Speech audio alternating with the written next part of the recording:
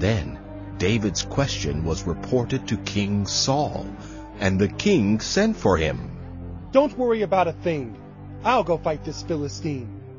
Don't be ridiculous. There's no way you can go against this Philistine. You are only a boy, and he has been in the army since he was a boy. But David persisted. I have been taking care of my father's sheep. When a lion or a bear comes to steal a lamb from the flock, I go after it with a club and take the lamb from its mouth. If the animal turns on me, I catch it by the jaw and club it to death. I have done this to both lions and bears, and I'll do it to this pagan Philistine too, for he has defied the armies of the living God. The Lord who saved me from the claws of the lion and the bear will save me from this Philistine. Saul finally consented. All right. Go ahead. And may the Lord be with you. Then Saul gave David his own armor, a bronze helmet and a coat of mail.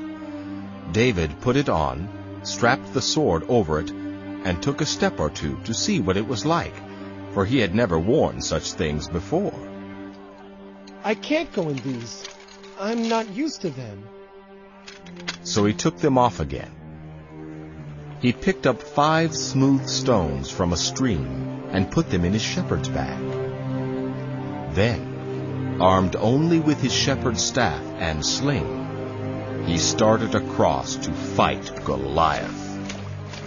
Goliath walked out toward David with his shield-bearer ahead of him, sneering in contempt at this ruddy-faced boy. Am I a dog that you come at me with a stick?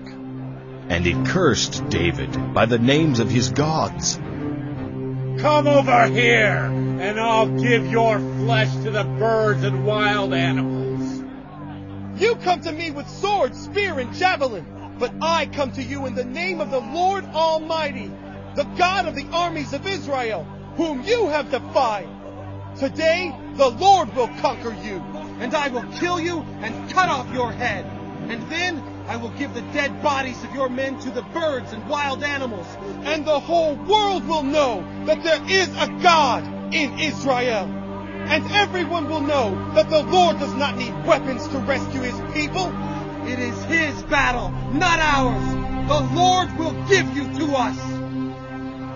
As Goliath moved closer to attack, David quickly ran out to meet him. Reaching into his shepherd's bag and taking out a stone, he hurled it from his sling and hit the Philistine in the forehead.